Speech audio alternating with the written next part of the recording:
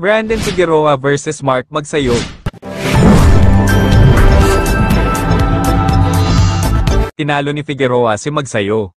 Nakuha ni Brandon Figueroa ang bakanteng interim WBC featherweight title sa pamamagitan ng unanimous decision win laban kay Mark Magsayo sa isang maagang Fight of the Year candidate bout.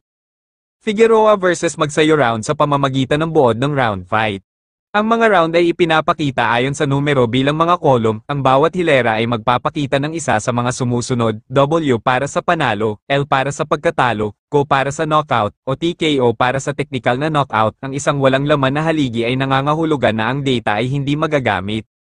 Sa isang kapanapanabik na paligsahan sa pagitan ng dalawang dating world champion na desperado na bumalik sa world title glory, si Brandon, the Heartbreaker, Figueroa ay bumuti sa round by round upang manalo ng unanimous decision laban kay Mark Magnifico Magsayo, na nakuha ang bakanteng interim WBC featherweight title ng live sa Showtime mula sa Toyota Arena sa Ontario, CA.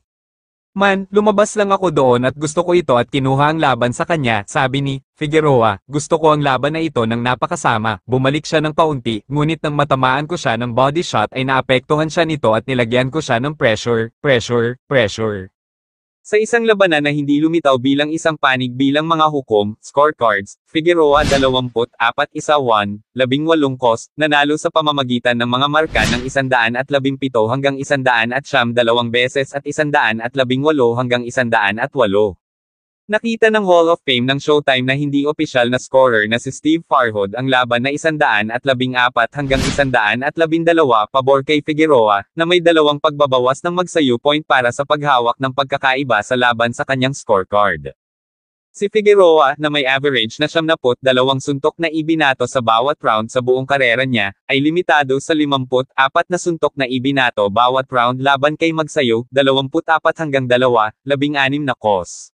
Naghagi si Figueroa ng 60 pang suntok kaysa kay Magsayo, ngunit nakalapag ng 3 mas kaunting suntok at ang mga manlalaban ay pinaghiwalay ng higit sa 4 na landed punches sa 3 lamang sa 12 round. Nagsimula si Figueroa ng dahan-dahan at kinailangan niyang mapaglabanan ang pinakamahusay na mga shot ni Magsayo sa unang bahagi ng laban, na nagpapakita na mayroon siyang isa sa mga pinakamahusay na baba sa boxing. Ngunit pagod si Magsayo habang nagpapatuloy ang mga round at 2 beses na pinarusahan dahil sa paghawak sa ika-8 at 11 round, 2 puntos na sa huli ay napatunayang walang bunga. Si Figueroa, ang dating 122-pound world champion, ay nasa linya na ngayon para harapin ang susunod na WBC featherweight world champion na si Rey Vargas. Si Vargas ay nasa ringside noong Sabado ng gabi.